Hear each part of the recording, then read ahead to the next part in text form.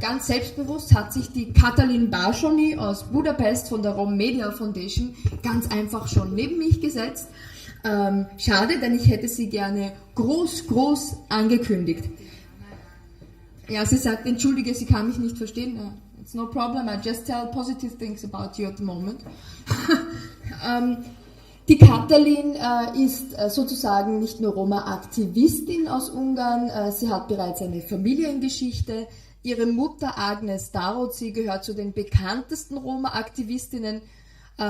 Sie ist auch schon seit den 60er, 70er Jahren in der europäischen Roma-Bewegung aktiv.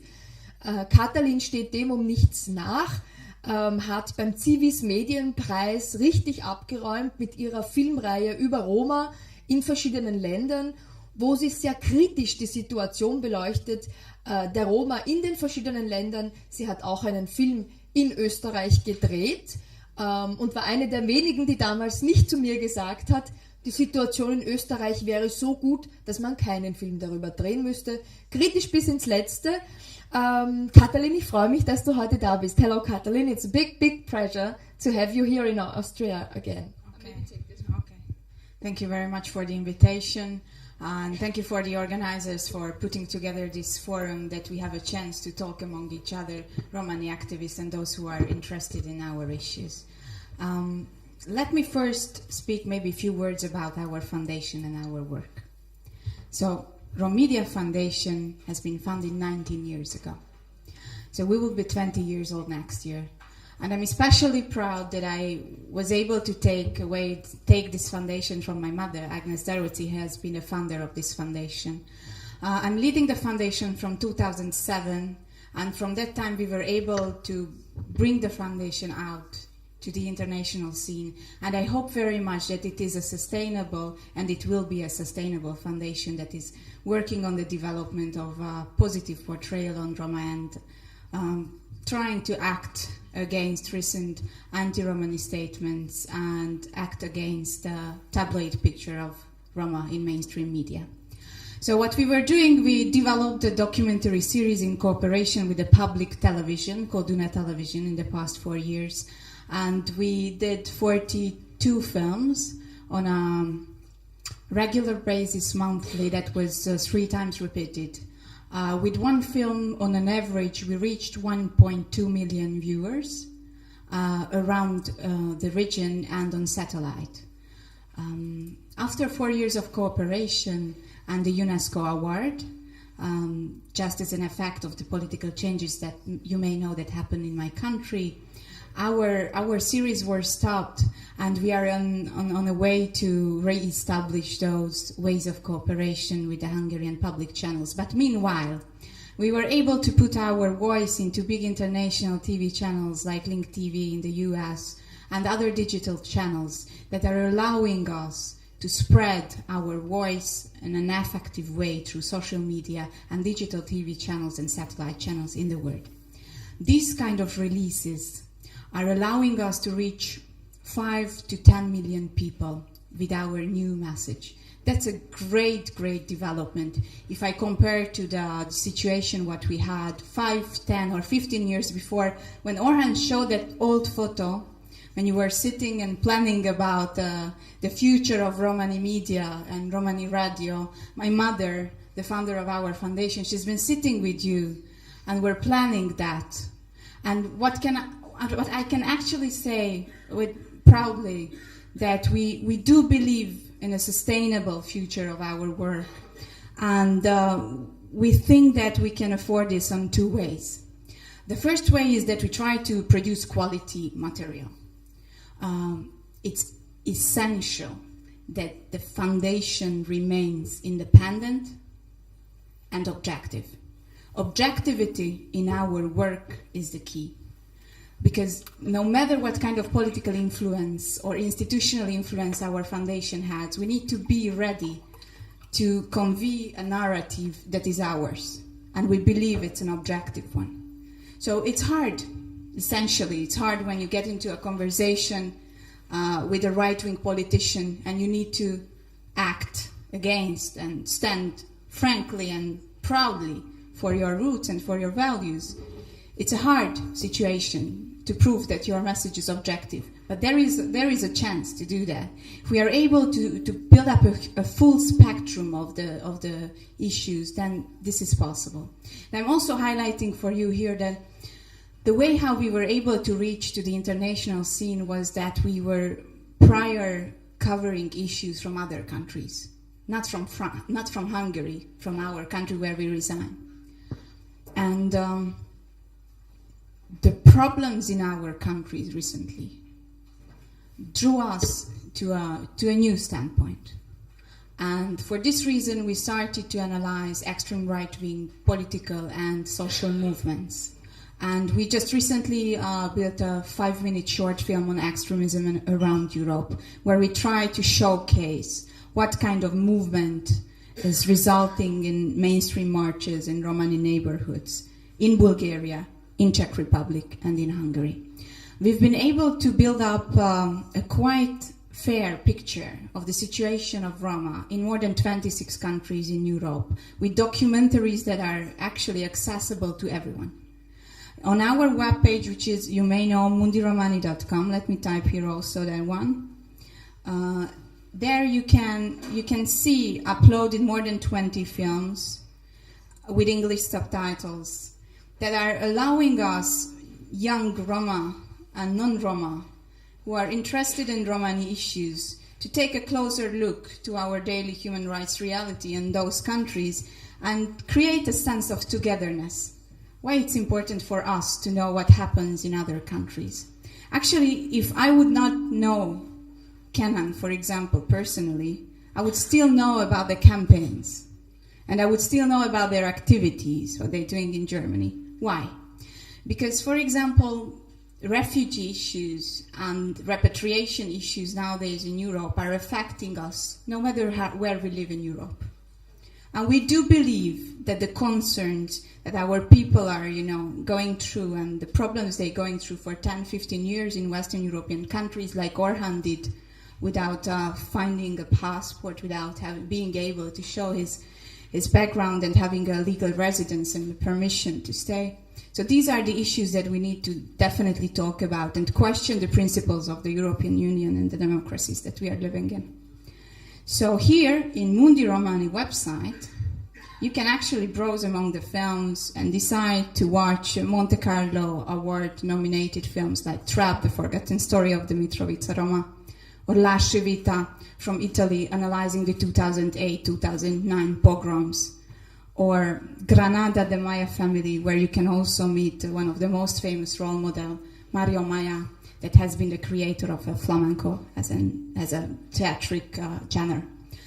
So our work is not just focusing on the problems and the human rights issues, but also focusing on positive role models, because we need to bring up a positive future, a vision for our children. That's also our role as a Romani media, to believe in the future. So these are the channels that we use, and I just arrived to the place where I wanted to speak a bit about social media. So it's very good because in social media you have clear numbers. And I can tell you that on YouTube, with the first Romani Women campaign we had, and what we made without real financial support, we have more than 41,406 downloads. And with this number, we can say that this is the most watched campaign on Romani women ever on the internet. And we are very, very proud of that, because not just it was an idea that was not based on funding and on institutional support that we would get from different resources, but the full realization was a voluntary thing.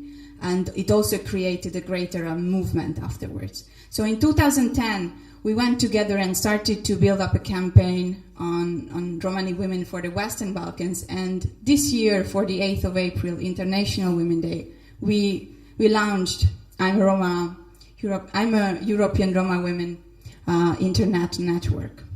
Why networking is essential for us is that we need to see the similarities of our problems in our daily life. And if we are able to ally and engage our people, then we will be more successful. Not just raising the issues that we are working on, not just that, but we will be able to rely on each other's help, especially in the times of economic crisis and social crisis that we face. It's essential that we find our allies and be able to act together. So for this reason, I wanted to showcase for you a trailer. I'm gonna may ask some technical help to open that. Yeah. So it's a trailer that is in progress. It's a 22-minute film with the title Uprooted, and it's analyzing repatriation policies from a children's perspective. And I'm going to show you this trailer. It's still not finished, so please take it into consideration that it's a working format. But I just talked to our partners from Fajik, to Anna Mirga, that it's good to show a nice new work, that you see that our work is progressing and there is a way still forward. So let's watch the trailer. It's 1 minute.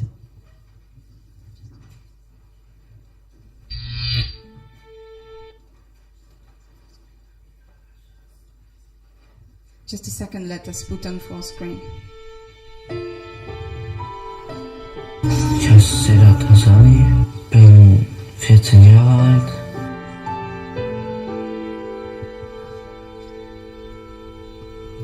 Bin am 7.1.1997 geboren in Kern in Deutschland. So, okay, let's start again if you don't mind, just because. Nach der Grundschule war ich in der Hemming KGS. Dann habe ich erfahren, dass wir... So, yeah.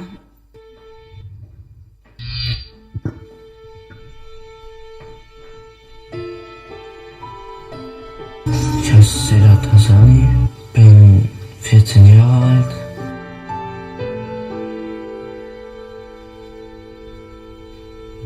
Bin am 7.1.1997 geboren in Kern in Deutschland. Nach der Grundschule war ich in der Hemming KGS. Dann habe ich erfahren, dass wir nach Kosovo reisen müssen. Ja.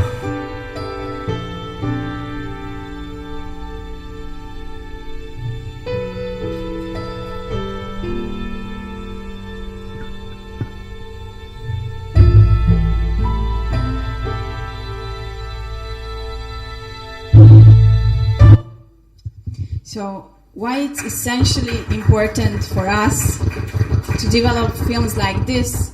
Because if a film is good and has a good quality and has an influence on the audience, then we are able to channel the message just inside through emotional influence. So that's a 1 minute short. And why I decided to show you this, because we have a campaign with Alle Bleiben that we are doing simultaneously in Kosovo, Hungary, and Germany, that is raising awareness on actually the dangers of the new repatriation policies and trying to stop them through visual influencing, live debates, and trying to influence in this way public discourse. This film, the 22-minute version, went already in the Kosovar TV. As I know, I hope Kenan will talk about it. He just screened it 2 days before in Göttingen, but he will say more about that. But what I can tell you is that the films that we are doing, and if it's essential for you, we are happy to offer for your work, that you can actually put a greater emphasis on politicians and decision makers who may watch the film and then raise their own position on that. And with the support of the public, because if the film is good, there is a public. So with the support of the public, we are reaching actually to a greater goal. And not just on daily life in networking and using cultural diplomacy, I would say. Not just those issues are important, but it's also important for us to find our space, at least in the virtual world. So 2.0 web technologies actually allows us to create virtual spaces when we don't need to just talk about nationalism, but we have a space to objectivize it, meaning that we can put our narrative, our vision of our future and the past, our history together, debate it, and try to come to a coherent vision about our future. It's not, according to my point of view, it's not so much about armies and support, but it's about IT technicians. And why I thought it's very important what Nidi Trehan said in that Slovenian video in the beginning of our conference is that we do have a country called India, which has great IT professionals. I've been in Hyderabad in 2008, January. And in Hyderabad, there is a special district called Cyberabad. Cyberabad is full of IT technicians, Indian IT technicians, who are one of the best technicians in the world.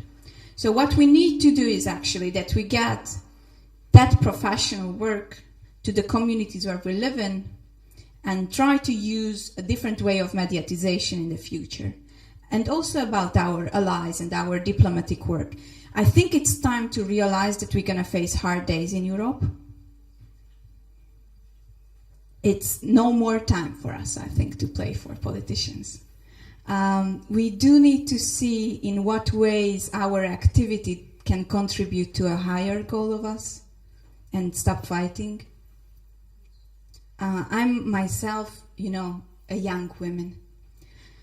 But I do believe in the next generation so much that I'm offering you all my help, and I would like to contribute in all ways I can. We need to be critical with our work. I know some would say, look, Kati, you are not doing too much on Hungary. Yes, and I do have a reason for that also nowadays. But I would be glad to make films if, through your support, maybe for the Spanish television or for ORF, about the situation in Hungary, because I cannot do that in my country. That's the truth.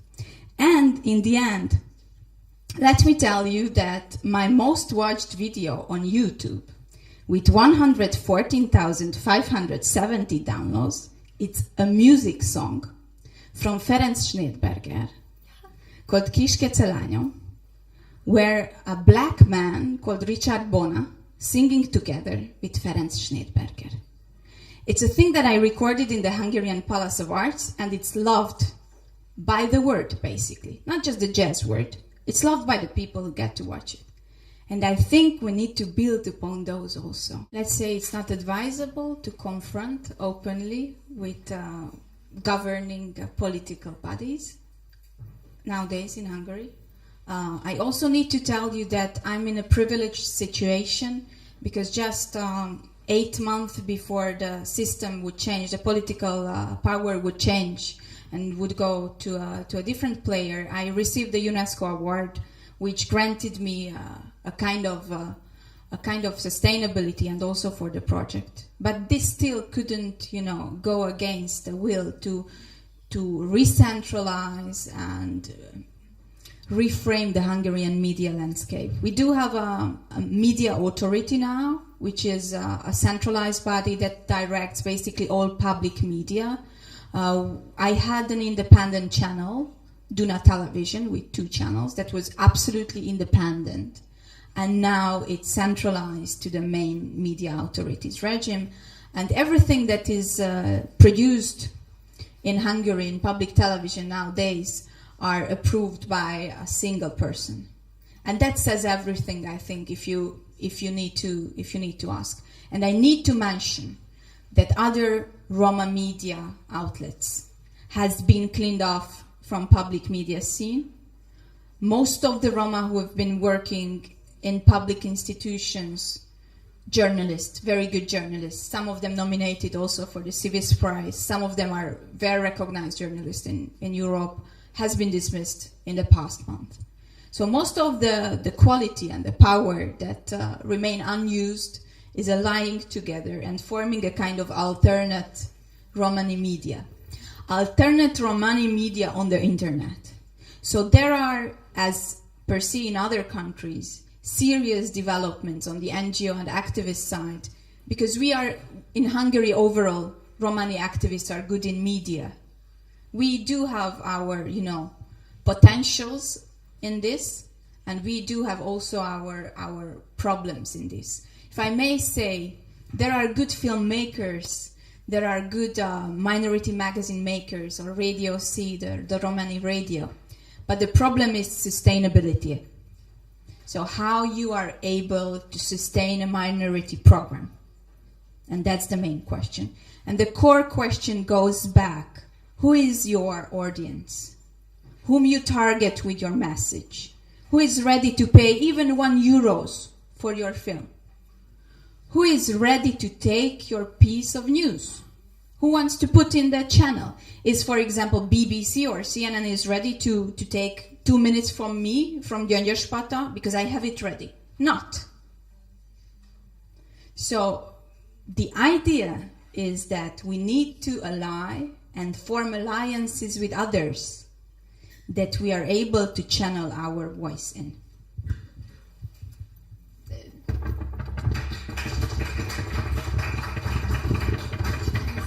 Yes, question. Jetzt ist die Zeit für Fragen. Ich werde wieder relativ wenige nehmen. Wir sind so extrem mit der Zeit, aber wer zuerst kommt, malt zuerst. Fragen Nummer 1. Noch vorher sammeln. Noch jemand nach dieser Frage? Gibt es noch jemanden? Okay, dann bitte, your question. Just in the speech before you, it was mentioned that Roma language was one of those characterized as dangerous for United States. Do you think that might be explained with the presence of IT professionals in India? I don't think there is any causality in between, like I would say that there are very good high-tech IT personalities in India, which is a developing country and will be one of the most developed country by 2025. But, what Orhan mentioned, I didn't know about that. Romanis is among the languages that are really dangerous for the US. But I need to tell you, there was a serious attention on the Romani movement, our activities, and our language in the past and recently from the side of our colleagues from the US. And I think it's pretty valid to talk about it. Okay. Question answered. Frage zur Zufriedenheit. Vielleicht noch, is another question? Vielleicht noch ergänzend zur Sprache. Romanes galt ja bereits vor der Verfolgung durch den Holocaust, bereits im 10., im 4., im 13. Jahrhundert, lange vorher, als eine der Überlebensstrategien, dass man die Sprache sozusagen für sich behält. Und heute als eine der aussterbenden Sprachen könnte man sie natürlich auch wieder als eine Art Geheimsprache von Leuten ansehen, die aber zwischen Afrika und Spanien miteinander kommunizieren können. Und das trifft eben selten heute auf eine Sprache in der Form zu. Your question, please. Ja, ich werde das auf Deutsch, ne? No. English. Okay. My question is, I have one question. What's Es wird beides übersetzt, egal wer wie anfängt. Nein, ist okay, danke, Bruder. It's okay. One question. We see it's a lot of problem about Roma in Europe, so also in Gyöngyöspata, in Hungary or Slovakia, but also like actually in Bulgarian. This kind of problem, and also the question is how you can use the media, because somebody like you, I really respect the Romedia and your work, because we see the movie, what they put in Kosovo, your new movie opens some new debate. So the woman from UNICEF was there and they discuss about really important issues like Ura 2, this project, the support from the refugees where they come. So the idea is, can we support somehow, or can we cooperate somehow? We know we're gonna have a problem about Roma, like in Italy or Bulgaria and stuff like this. To have some kind of a network of working to follow this kind of problem. And of course, we must also take care how to work with media, because the last 10 years, the media always, show some anti-Tsiganism stuff. So the racism grow up through the media a lot. So this is the question: if it's possible to create something like this, like Romedia, to be like expert in the level for Roma issues when something happens. So my answer to you, Kenan, is citizen journalism. We need to get acquainted with the idea that even more and more people start to be journalists through Facebook and social media networks.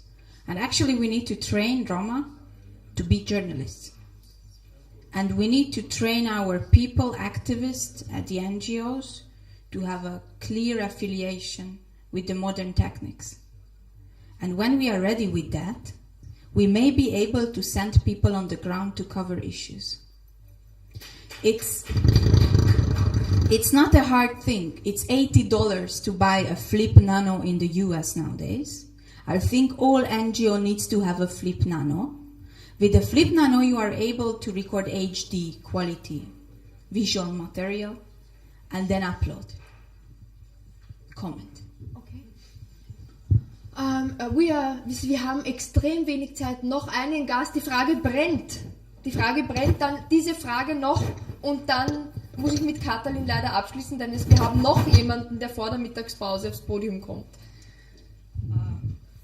It sounds wonderful what you say, and I fully agree with it. But if it is so, why don't you cooperate with the jobless, very well-trained Slovak journalist in Roma Media Center in Košice? Is there any reason Kristina for it? Magdolenova from METSEM is our cooperation partner. Just to confirm to you that it's just 2 days ago when we signed cooperation agreements, and we do know that other media outlets are suffering similar kind of problems like we do. For this reason, we try to share information and put our work in a common platform. Thank you for the question. Okay, congratulations. Thank you very much. And I congratulate Katalin Barsóny to her work.